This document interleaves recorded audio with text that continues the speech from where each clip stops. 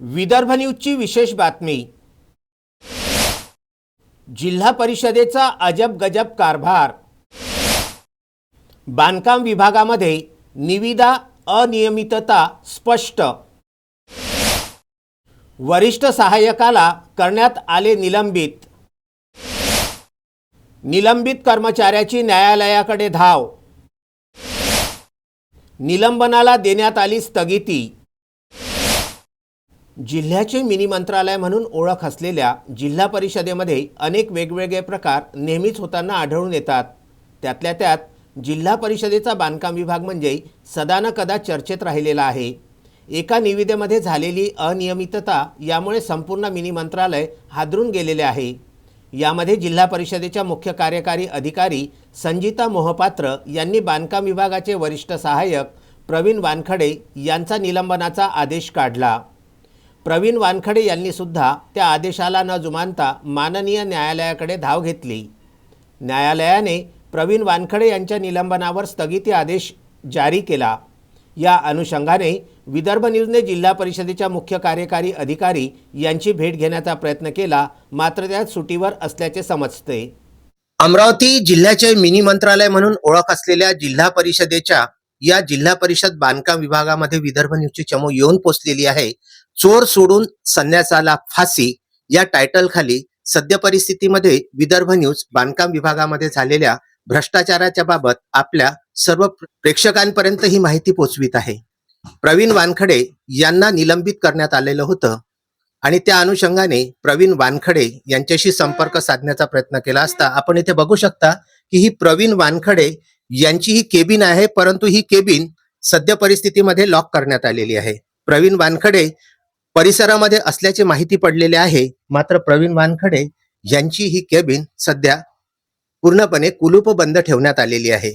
17 तारखेला त्यांना त्यांच्या निलंबनावरती माननीय न्यायालयाने स्टे दिल्याची माहिती विदर्भ न्यूजला प्राप्त झालेली आहे। या अनुषंगाने प्रवीण वानखडे यांच्याशी संपर्क साधण्याचा प्रयत्न केला, परंतु ते आपल्या जागेवरती नाहीत, मात्र ते या परिसरामध्ये असल्याचे इथल्या कर्मचाऱ्यांकडून माहिती पडलेले आहे।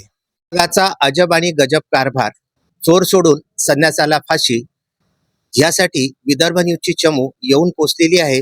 जिल्हा परिषद बांधकाम विभागामध्ये प्रवीण वानखडे यांचं निलंबन आणि त्यांच्या निलंबनानंतर त्यांनी न्यायालयाकडून आणलेला स्टे ऑर्डर यावरती नेमके कार्यकारी अभियंता यांचे काय मत आहे।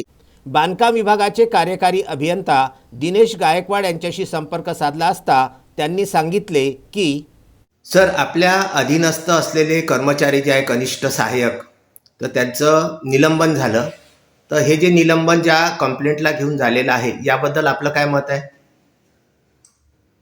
नाही, निविदा विभागाविषयी आमच्या कार्यालयात वारंवार तक्रारी येत होत्या। या तक्रारीच्या अनुषंगानं माननीय मुख्य कार्यकारी अधिकारी यांनी एका चौकशी समितीचे गठन केले होते। चौकशी समितीचा अहवाल आल्यानंतर संबंधित निविदा लिपिकाला माननीय मुख्य कार्यकारी अधिकारी यांनी सध्या निलंबित केलेलं आहे, ही गोष्ट खरी आहे।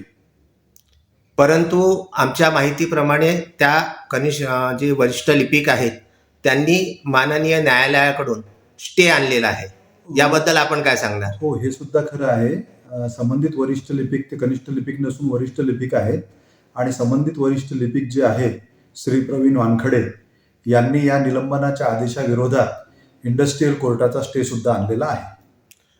त्यांनी इंडस्ट्रियल कोर्टाचा स्टे आणल्यानंतर अद्यापपर्यंतही ते आपल्या कामावर रुजू का होऊ शकले नाहीत?